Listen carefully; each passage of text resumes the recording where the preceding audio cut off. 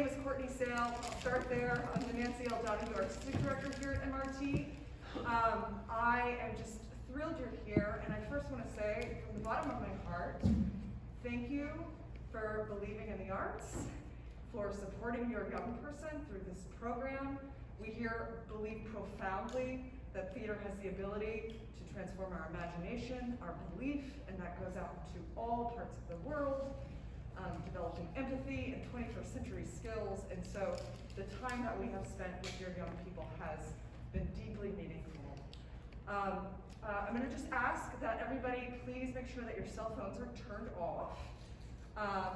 There is an intermission, but Robert, maybe you'll share a little more about that. And then lastly, I just want to say we are so fortunate to have this amazing faculty in our Young Company Director, Robert Cornelius, and Caitlin Crockett, who's the associate of the program, and we've had incredible guest artists in, and I just bow down to this amazing teaching staff who is so dedicated to young people, and so thank them, and I'm going to pass it to you, Robert. All right. Yeah.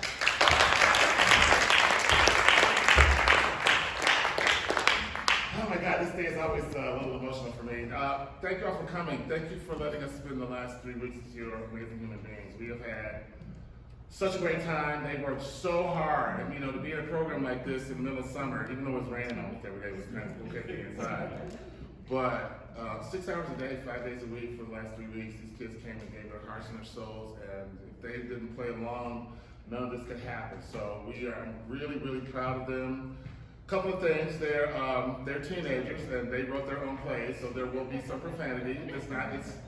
It's kind of concentrated, but there's some strong language just to be aware. We don't like to, and there's actually one of them makes a joke about not swearing in this play, so that's also the thing. So we got both sides of the coin. But yeah, they are. There'll be a 10-minute intermission, and we hope you enjoy the show. Thank you so much for listening to us.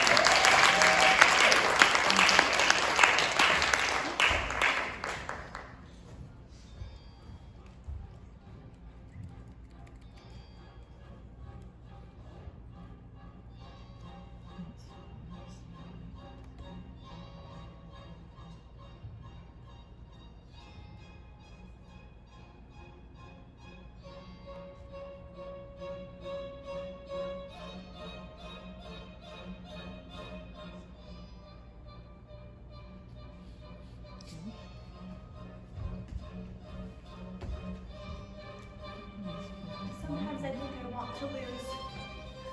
Like, I actually think I want to lose. Like, I close my eyes and I say, God, it's okay if I lose. I don't mind this time. Like, I feel like I hurt people just by existing. Like, just by me, I living.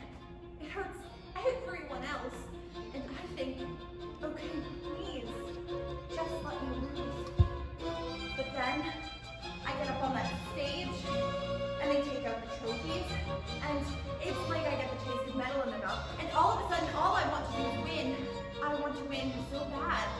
I just, pray for it. I'm gonna win. I'm gonna win. I'm gonna win. And not because of you. I'm going to do it myself. Over the years, I will watch as others fall away, give up, lose courage. I will keep going. Something will tell me to keep going. I will fail at first, but I will keep going. People won't like me, and others will be better than me. But I will keep going. Then one day, the tide will start to turn. Inevitable. Unstoppable. Like the leaves falling off the trees. Winter is coming, and I am the winter. You cannot deny me. My entire life will be a victory. And when they ask me how I did it, I will say that I didn't listen to anyone.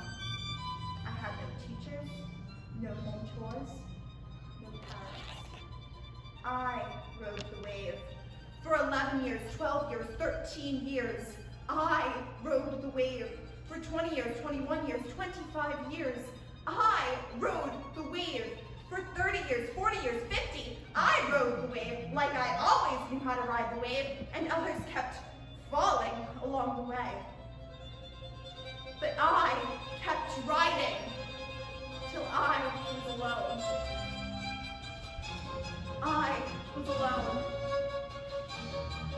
I was alone.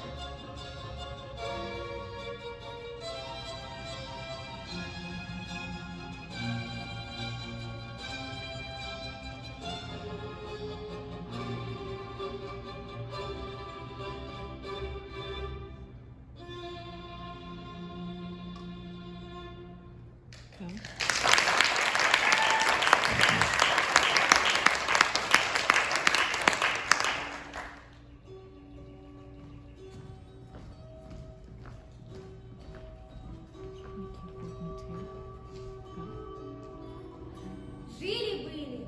In Russian means they lived, they were once upon a time. Start your stories with it. Spin your fairy tales on it. Really, really. They lived, they were. A mother and her daughter in a one-room shack at the edge of the forest. The father, I think he got killed in a hit and run when he stepped off the breadcrumb path. This was very sad. Of course. But it also meant that the toilet seat was never left up again. Now the daughter, Masha. Yes, old Masha was, of course, always dreaming about running away into the forest. Because that's where everything good, meaning everything bad, happened. But Masha was afraid to go out on her own. Until one day, two boys came by wondering if she could come out and play. Now, Masha really wanted to come out and play. So she asked her mother, "Можно, пожалуйста, пойти в лес, so I can gather mushrooms and berries to feed to you, Mama?" And Masha's mother said, "Можно." They'd been sharing a single room for a really freaking long time. And Mama had some personal things that she would like to attend to with some amount of privacy too. You know. So Mama said, "Можно, but remember Masha, always stick to that." Masha was gone and off the path before the words came out of her mother's mouth. And Masha was left alone in a forest where everything good, meaning everything bad, happens. After dark, off the path, out of luck, and Masha came upon a hut. Actually, not much a hut as a cottage. Well, compared to the one-room shack, a palace!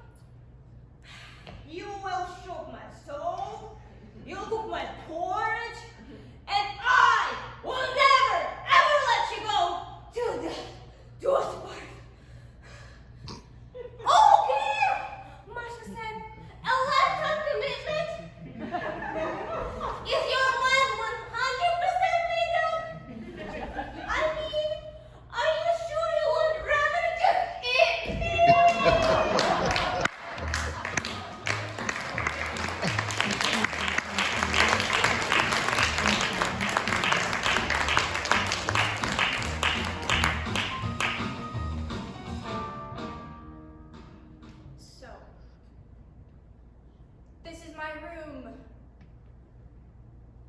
This is my phone. I've been sick pretty much ever since I was born. That's me. Young. They tried a ton of stuff, and now we're at a point where I just need a new thing. So, I wait. But I'm a pretty good candidate because I'm young, and I came by this crop, honestly. It's genetic. Yay! Anyways, livers are a robust organ, so it's not as sketchy as it can be, but the whole process is kind of crazy, so my life is kind of crazy, so I'm kind of crazy. I mean, I've always been kind of sick, but now you can't go to school sick, which sucks like so much. I mean, I'm a senior. I have crucial things to do, and out of the blue, my house is this crappy clinic, and my mom is on constant red alert, and everything is so weird now. Even the crap people post on my Facebook is weird. Suddenly it's full of kittens and winky faces, and we miss you, girl, and that's not my style. So, you wanted to know, now you know.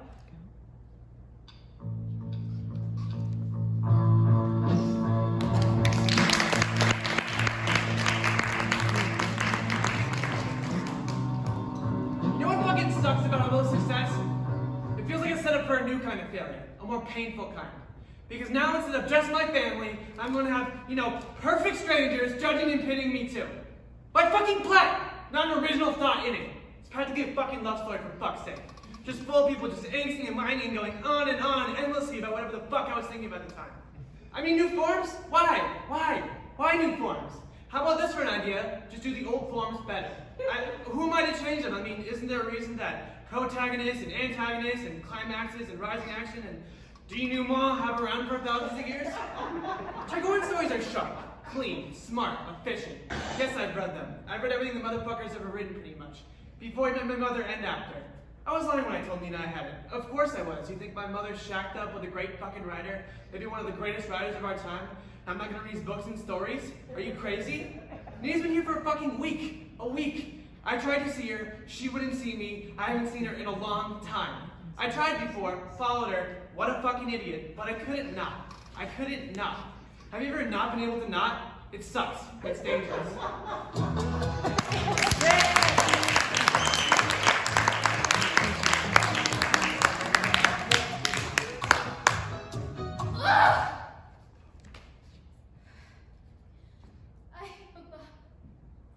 I'm sorry. All this talking makes you tired.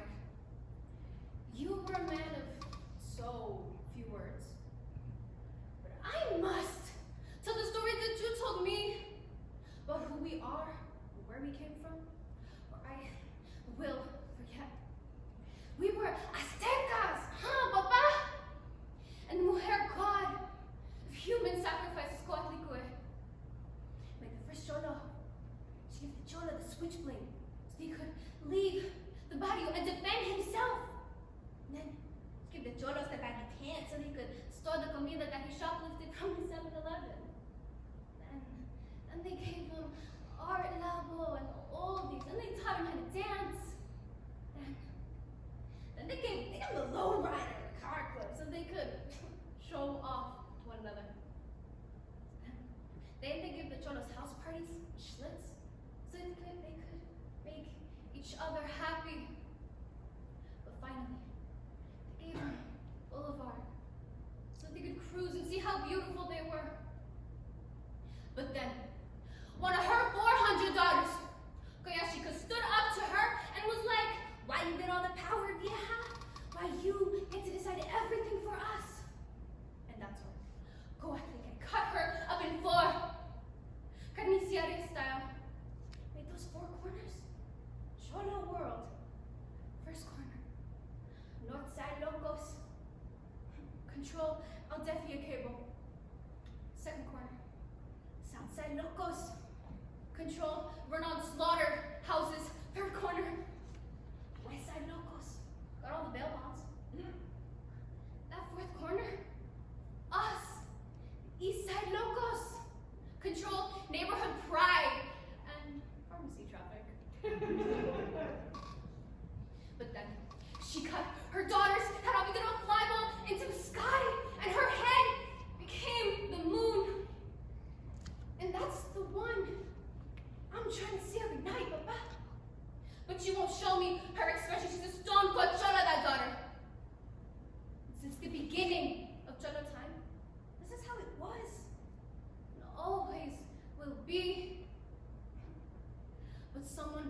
to change that. Oh, you know what I'm talking about. She says, it's progress. She thought, if she killed you, then all the ways of the dodo would end. She was wrong. Because all she did was offend the Council of Ocholos who never forget. That's why I must say your name, Papa! Or it will lose its power. I must yell your name out loud! Or I will forget it, Papa.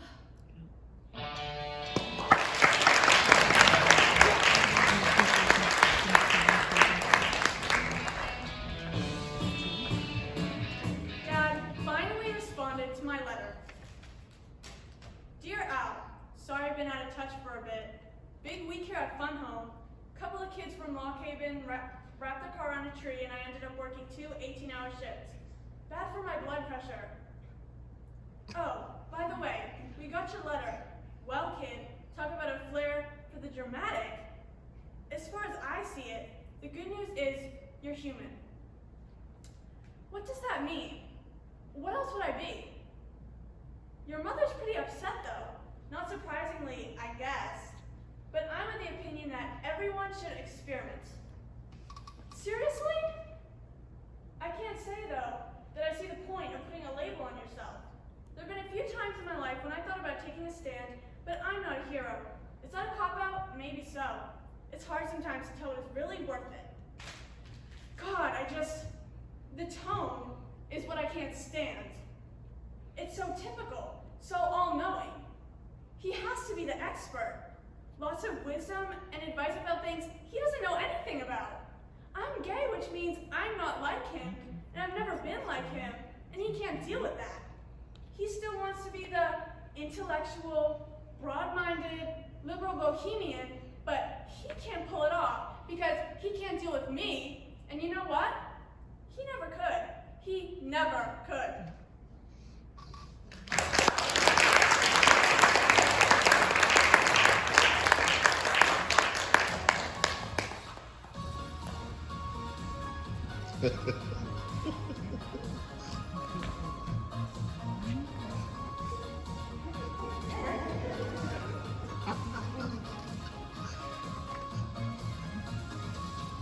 I'm my homecoming.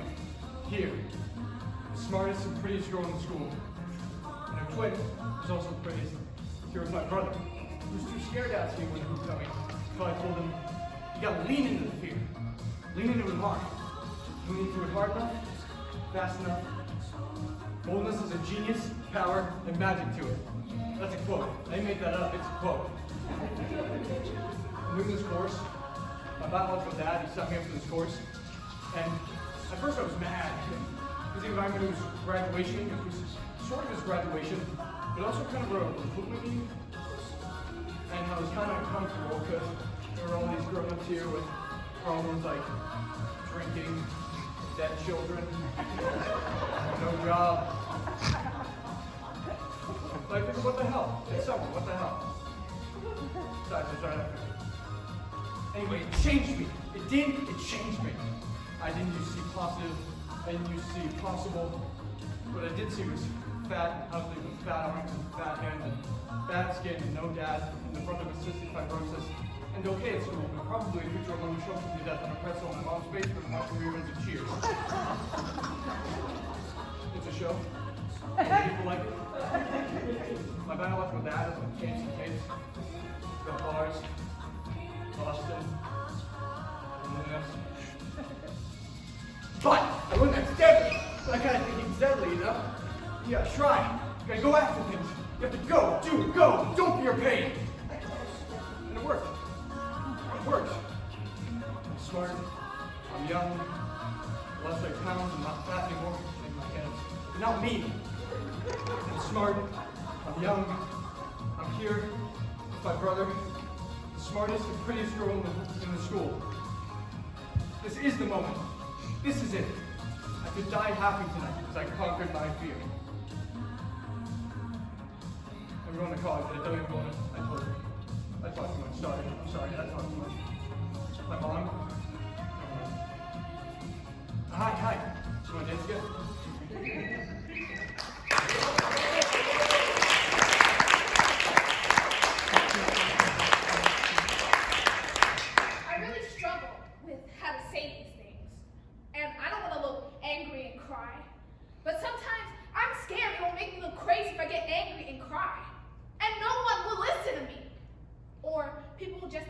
weak, or just a mewling girl, or some old, archaic female stereotype, which might not apply to me anyway, because I'm a black woman. And sometimes, people don't really see me as a woman anyway, or as much of a woman, or even human, and that makes me really freaking angry. Hate to fulfill this stereotype or trope, but sometimes, that's all you can do. There you go. Maybe it's effed up. Maybe I'm effed up because that shouldn't be the only thing I want as a woman. To be beautiful, to be considered beautiful. But I do. And actually, I don't think that's effed up. I think that's okay. I think it should be okay to want to be looked at and seen as beautiful. But maybe I've been doing it in the wrong way. Doing it for someone rather than myself. But I don't know if there's any other way to see myself apart from in reference to someone else. Because like every time I think about my childhood, these images just come up with things I didn't realize were effed up or didn't realize what they meant at the time. Like sitting on my grandmother's bed and her stroking my nose. I guess I thought it was an act of affection. Maybe, I don't know. But it took me until the age of 16 to realize that she was trying to make it smaller. Less offensive, less obtrusive, less black. And I don't hate her for it. I could never hate her for anything. Because I know on some level she was doing it because she thought it made my life better, more beautiful. And then I remember these words being flung about on the playground like fishy or droplet. And they weren't terms of endearment or compliment. They were cusses. Straight on ways to make people like me, little black children, little black girls, feel like crap, feel ugly, because of the size of their lips. So when I was 16 and I saw Kylie's little lips, I couldn't help but feel, can't help but feel a sense of indignation. No more than that, I couldn't help but feel a sense that I wanted to punch her life out. That if I watched her suffer, if I watched her die, there's a tiny bit of me that would maybe rejoice. Or maybe not rejoice. But just stand there for a minute and look. And maybe even smile. Maybe even finish off myself. You know what? I'm watering myself down. I have thought of killing her. Otherwise this, I would have tweeted any of this crap in the first place. Am I violent?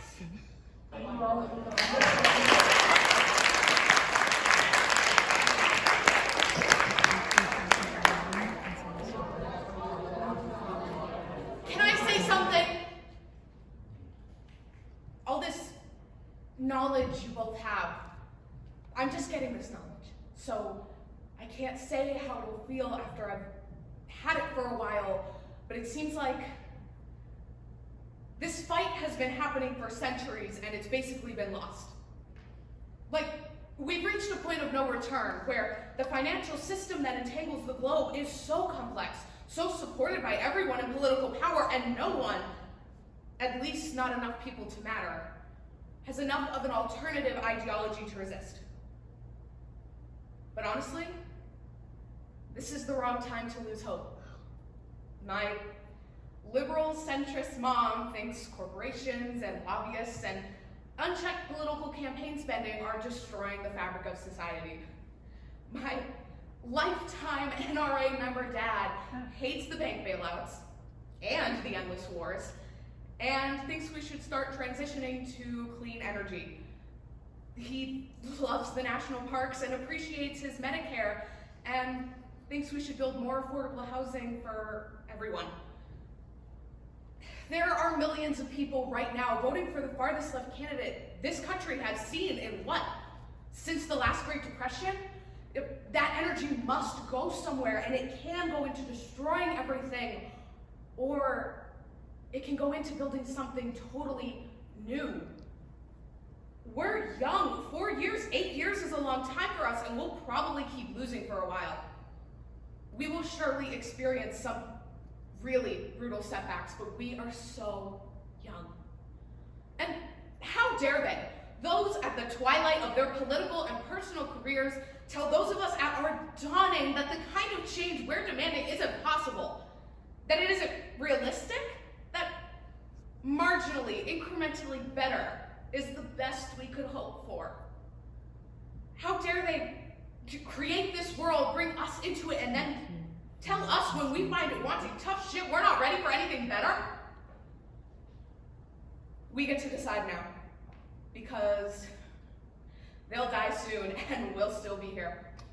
And we don't want this world.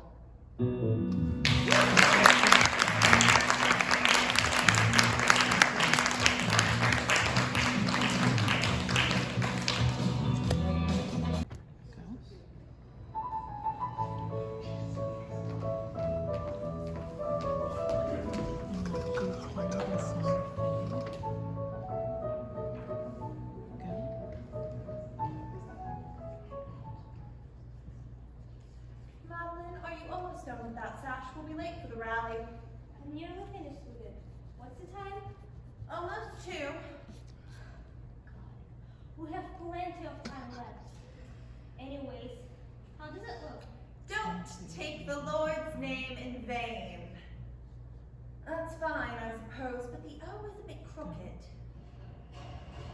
Mother, is that you? I will retrieve my hat from my room if you are ready to go. Did you fix it as well? Of course. Finally, it worked. Thank God you guys are dinosaurs. Yeah. And? Where did you come from? Who are you? You see that too, right? Of course, I see that. You're ridiculous, Madeline. I'll repeat myself once more. Where did you come from? The future. LA to be exact. 1985, baby. 1985? Yeah, LA. It's short for Los Angeles. It's in California. We have Hollywood and mansions and celebrities. Oh, isn't that the place where Mr. Hearst opened a new newspaper? Of course! Why didn't I think of that? The La Brea tar pits are also located there.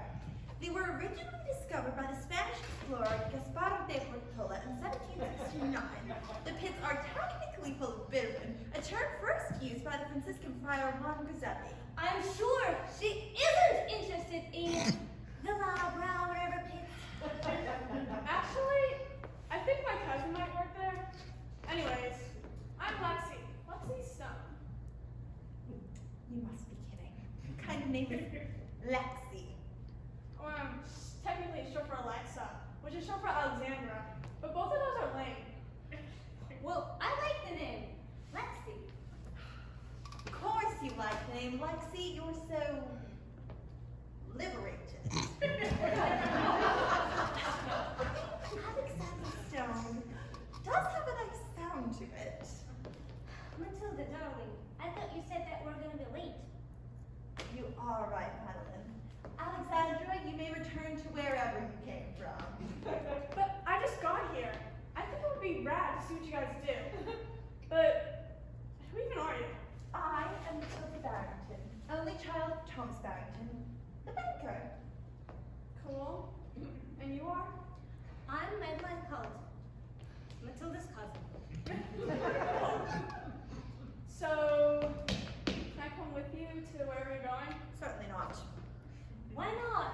Please, Sylvie, what harm would she cause? For starters, we just met her. Why on earth would we do such a thing? But she's from a completely different place and time.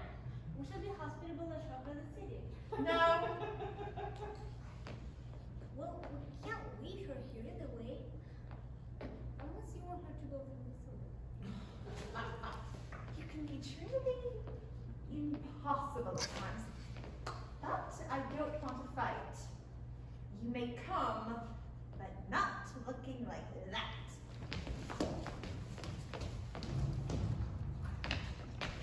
So, what's the future look like? Do we get to wear clothes like that? Well, for starters, the future rocks.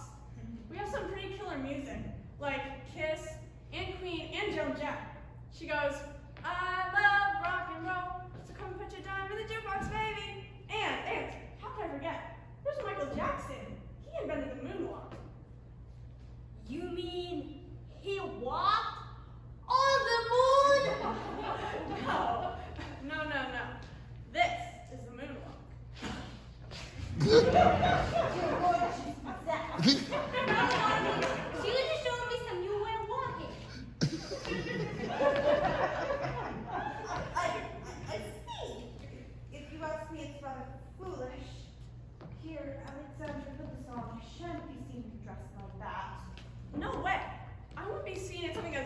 what you're wearing. I want to see with you dressed like a goop. Now see here, Miss Bitchington. See here! Let's see, do be cooperative. What are you going to do if you get arrested for wearing that outlandish outfit? So just Matilda says and wear the hat.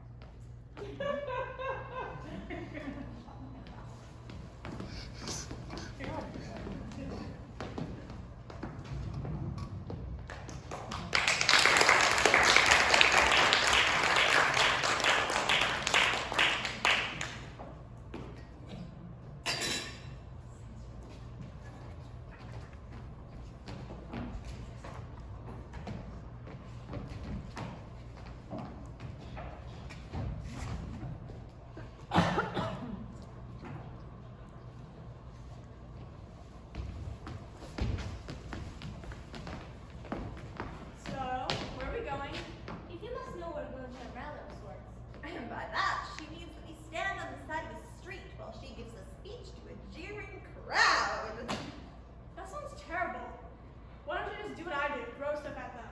Like, get back at them for being such asses. Don't ever use those words in my presence. You'll do good to keep such words out of your vocabulary.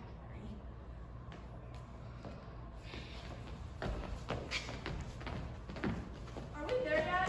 Yes, we're right here. Oh my god, I'm so excited. I want to read that speech. Wait a second. I think I noticed this. This might have been in my history book. I know you're excited, but remember, you don't want to be noticed. Be mindful of what you're wearing. I don't care about my threatening appearance. I'm already used to scaring people away. I understand, but we don't want you to scare people away. We want them to listen to us. Now I have to speak. Promise that you'll behave yourself. Yeah, sure.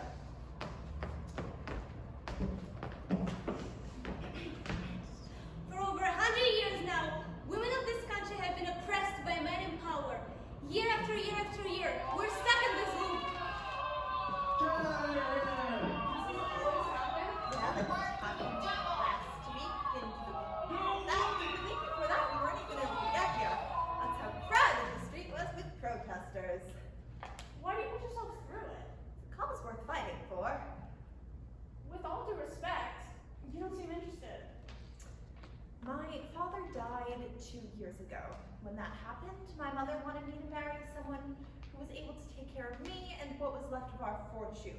It hurt to have it finally said that I wasn't competent enough to deal with financial issues, even though I was better at math than most of the men my age.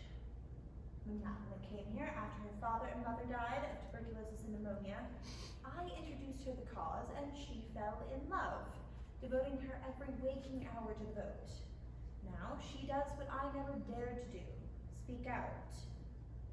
Aren't you concerned? I mean, she's being harassed by so many people. Of course I worry, she's my cousin, practically a sister. But I have to remember that she can take care of herself. And you don't help her? I help with the speeches and the banners, but this is what she was meant to do. I was meant to stand here and help her make history. You small-minded fools! You know what? Use your families. You deserve the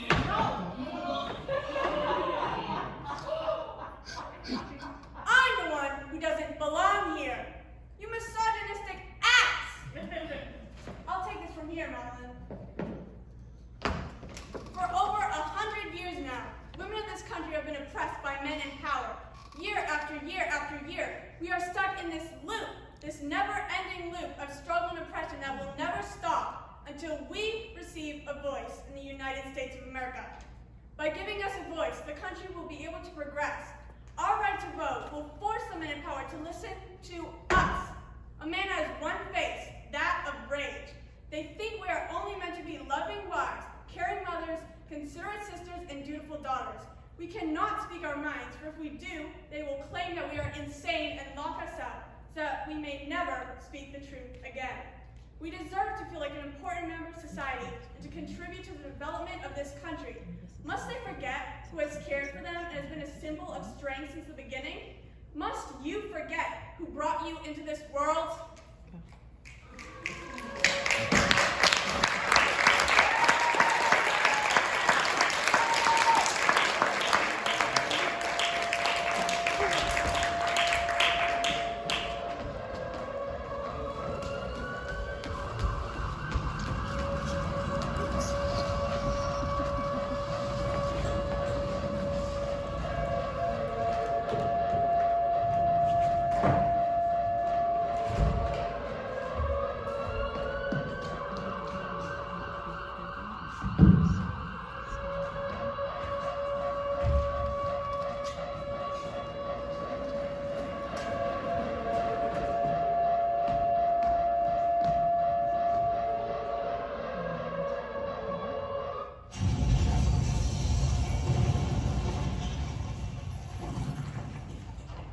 Oh, we fucking did that! We were blowing up a machine factory. It was so fun! So fun after they saw where we went. It was a bit exciting, but Malin is right. We should cover our tracks better next time. Thank you, Cecilia. At least no one got hurt. It's machines making bitch-ass machines anyway. I think I might have a concussion. Okay, your little bump on the head is like this high on our list of problems right now. Has anyone seen the defraculator cable? Bitch, I don't fucking know. Watch your mouth, he's trying to help us not get caught. Oh, yeah, I found it. Thanks, you too. Fucking corpse. Always have their big ass eyes in everyone's business. They want to eat anything they can overpower, but as soon as it's bigger than them, they hop away like a little bitch. Cecilia, have you gotten that damn computer working yet? This thing's like 50 years old. You can't expect me to do much with old tech like this. Never mind it going fast. Excuse me. Horse feathers. What does work fast these days is the news. Looks like when the bombs didn't go off, they'll be able to trace that right back to us. Maybe we shouldn't have hit the factory closest to our base. Chill out. They never expect us to bomb our own doorstep. The factory is here. We're here. They look this range first. Besides, it's symbolic. Our bomb doesn't compare to what they did and continue to do to us. Have you forgotten? They replaced us with machines, left us to die on the streets. We're not just fighting for our lives, we're fighting for the people who can't. Yeah, kind of goes to show you what happens when you invent a corporatist society and then automate work. Fucking oligarchs. Long story short, they fucked us over. They put us through so much. We can't stop now. We've been over this before. I know why we're fighting. I'm just tired. What happened to you? You started this fire in me, and I can't just dial it down. My parents died fighting this fight. It's my turn to follow in their footsteps, and I thought that you'd be the one to understand that. You saw the spark in me when everyone else said I was too young to understand. Everyone else said I was just a young, innocent girl.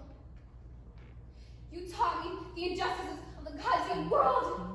And now, you're just giving up. I'm not giving up. Our mission is to free the people, but our bombs keep them inside with fear, yet we call it a rebellion. The liberation of the people, I don't have the answers or what we should do instead, but I know we can't keep doing this. Well, if you don't have the fucking answers, then just shut up and let's do it more. It hasn't been working. Josh.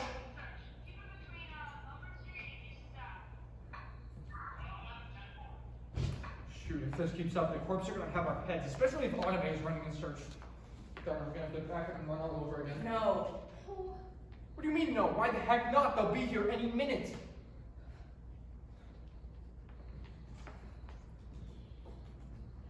Can't stop running. We have to face it head on and take a stand. What's the fucking point? Did you not hear me earlier? To be fair, she was not quiet. It's very unlikely we didn't hear any of that. I did hear, but whether it's today or in 2 years, we're gonna get caught eventually. Why continue the violence? I don't think this is the place or time to be discussing this. We have to go now. So you're just gonna give up and let the corpse win? No, I'm just saying we can't You're afford gonna this. get us all killed. I wouldn't have brought you into this if I knew you'd be such a loose cannon all the time. You don't understand what we're fighting for. I don't understand. I don't understand. I understand all too fucking well. You only know the surface.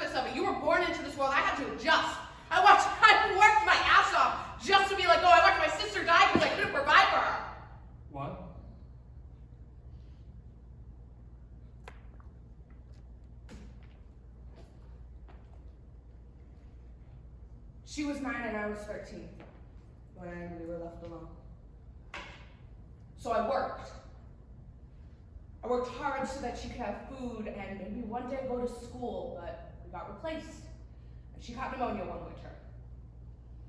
I couldn't pay for her medicine. The machines just started working. I met you a year later. Taught you how to fight, how to stand up for yourself, but this is different than anything I ever imagined. I started this fight for her. I know she wouldn't want this violence, so now I don't see a reason to keep going. I'm very sorry that happened to you and your sister, Melon, and this is a deep and troubling revelation for us all, but I believe at the moment So you took me in as a distraction. A replacement for your sister? Is that all I am to you? No, Esther, you were 6 years old when your parents died in one of those early disorganized raids. You needed me as much as I needed you. Fiddlesticks is scandal paper that I've heard before. Trust me, Esther, I know how you feel. I was angry once too. No shit, you made me this way. You dragged me into this world. So sorry if I'm a little too impulsive for you. Yeah, you're right, I definitely fucked up. You're crazy. I'm crazy? I'm crazy, Cecilia. Am I crazy? What? I know I am not crazy. Y'all are the crazy ones. I don't know about the respective quantities of anyone's craziness attribute, but I do know the police are moving in very quickly. Cecilia, I asked the question, am I crazy? Because she's the crazy one. She's so fucked up. She even admitted it. Cecilia understands. You would have died. I still care about you. I just can't do this anymore. My word, how long are we going to keep babbling about the various interpersonal problems when the corps are ready to make an example of us at any second?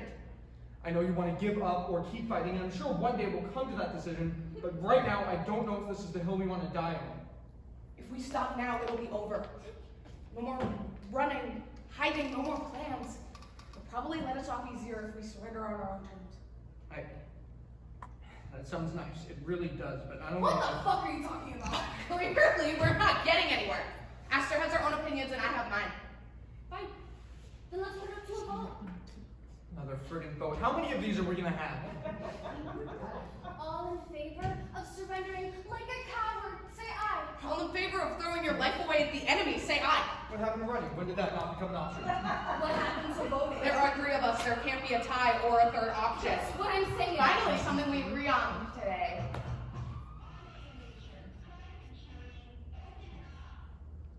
This is what happens when you only work off of extremes. You get into this situation. I don't want to give up this fight I started, but I don't want to die in some nondescript warehouse or whatever. Why can I not avoid both of those things? Why is it always this tug of war between you two? It's been this way ever since I joined. I'm sick of being the only one looking for a third option outside of whatever binary you two present. I'm tired of putting things up to votes and drawing from a hat with 2 shitty decisions in it. I want to pave a new way and make my own future. Is that so much to ask? If you're so sick of us, then what was the point of joining? Simple! Because someone needs to stand up to them. That doesn't change the fact that it needs to be done smartly. That's my point. I agree with you. I need it to be done differently. Okay. So, let's go now and continue this later. How about that? This is not a place to die. This is not a place to surrender. We need to go now. Cecilia, what the hell are you doing? Just go! I'll be right behind you.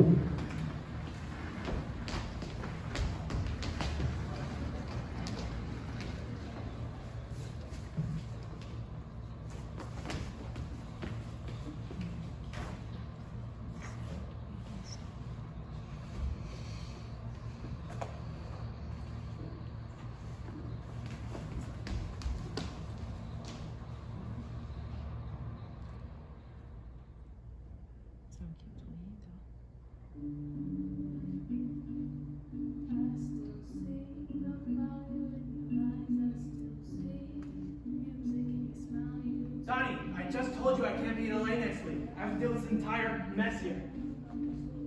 Yeah, Cisco and Albert, they said it was devoid of artistic integrity and that it insists upon itself as a dull and lifeless film. What does that even mean?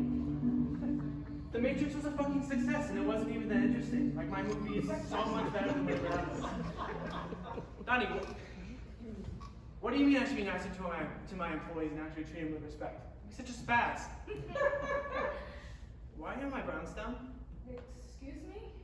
Get off my brownstone. Don't do that. Actually, sir, I'm on the sidewalk, which is public property. I don't need homeless lingering around here. Just go. I'm not calling you homeless, Doug. Either get off my brownstone or I'll make you get off my brownstone.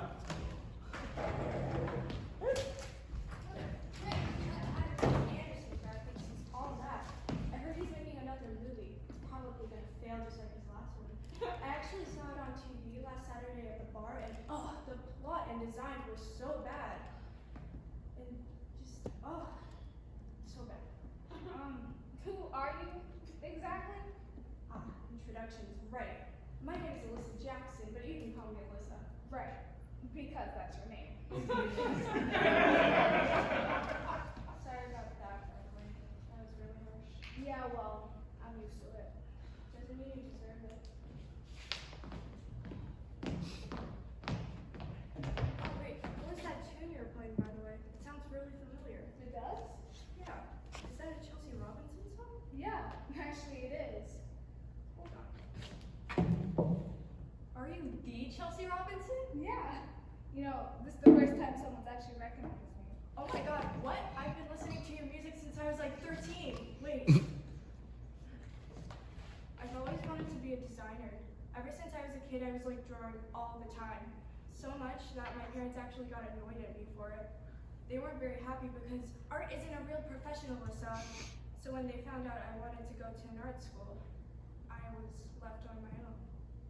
But you inspired me to do that. You showed me it was possible, no matter what anyone says. Oh, that's great, really, but it's not that easy. Like, even if the college wants more money than you could ever give, who cares? And you drop out. Like, who cares? Keep doing your thing. That's not how it works. Well, what's the worst thing that could happen? You end up on the streets? Actually, what happened to you? You used to be such a big star. It doesn't matter. It was in the past. It does. It matters to me. Are you sure? It's a long story. Well, I'm ready whenever you are.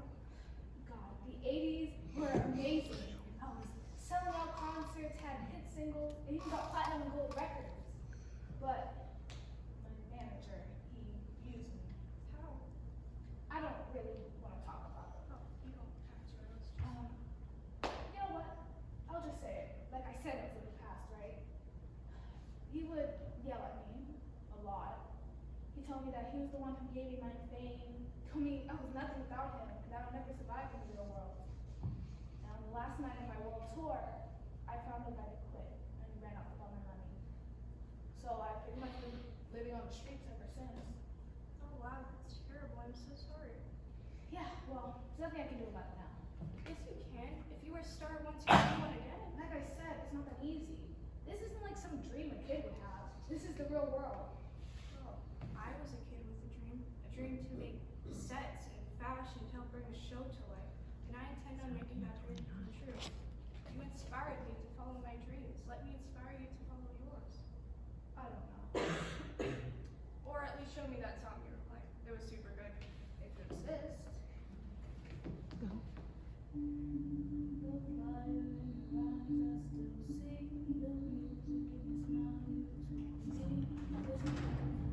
Holy shit, I recognize that song.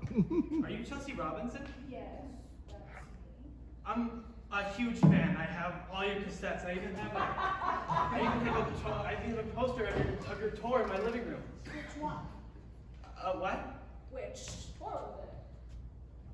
World tour maybe? Oh, so now you can. I thought you some stubborn homeless person who went off your property. person. You're Chelsea Robinson. God, got me with a spoon. You just offered her a few minutes ago. You're just gonna use her for money. Look, I know I'm Chelsea Robinson, but just a couple of minutes ago, I was just another vagrant on the street. Just because I was some big shot doesn't give you the right to treat me better than any other homeless person on the street. So, talk to the hand. Below hand. Look, I've been struggling here, man. My last movie was terrible. Yeah, we know. Rude. Anyways, the way I treated you was awful. It was disrespectful. And You're what exactly? you know, Yeah, enunciate, please. I'm sorry, okay? How can I make it up to you? How about this? How about this? I make a movie about you, okay? Called a documentary about the one and only Chelsea Robinson. Wait, really? Are you Yeah. joking? No joke. I can even get my producer on the phone right now.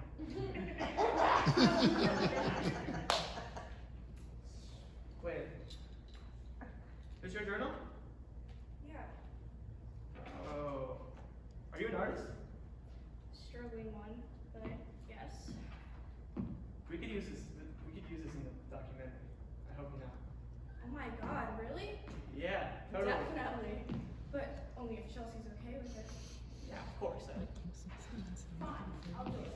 But on one condition.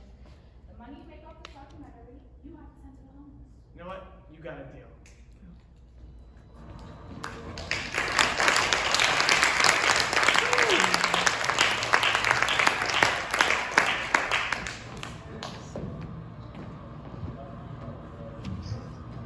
All right. Right on set. All right. Yeah. Are we all ready? Or? Good play for Chelsea. Okay. Running a little bit late, but we got this. Roll. All right. Set. Sound. Are we ready? Okay. Clapboard. Scene 1, take 1. Bridges to rags. Action. Get up. We're rolling. So Chelsea, everyone knows you as a famous musician from the 80s. You faced many setbacks, but you got back up and you achieved your dreams. What else would you like to say to anyone who has a dream? Well, my message to anyone who has a dream is to try your hardest to achieve it. No matter how much money you have, what happened in your past, or whoever tells you you can't do it. You may face some setbacks and struggles, but you'll learn from them. As long as you try, it's all that matters. And as an old friend said to me, you inspired me to follow my dreams, let me inspire you to follow yours.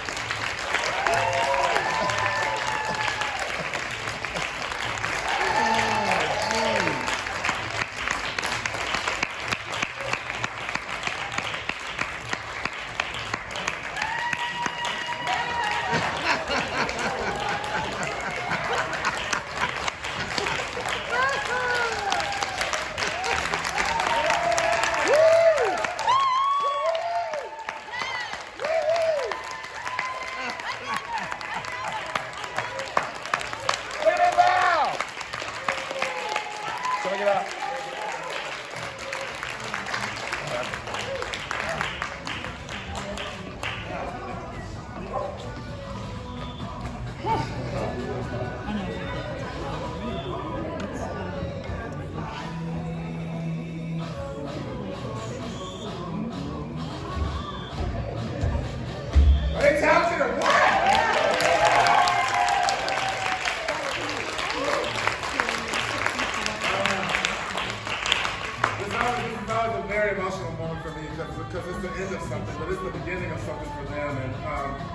cannot thank you all enough for allowing us to do this with your kids. So, you know, we really. Oh!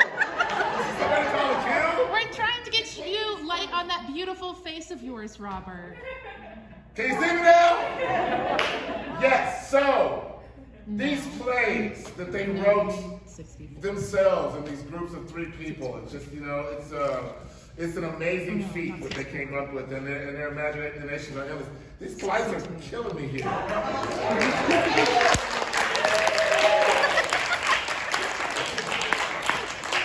Yeah, this is year 3. We had a virtual session last summer, and so just being back in the room with these kids and seeing all that energy, they have boundless energy, and they did everything we asked them to do. They made me memorize tongue twisters because I was reading off a piece of paper, and I told them that I would do anything that I asked them to do. So I learned about 7 of them, and you know, I guess it's gonna be good for my career.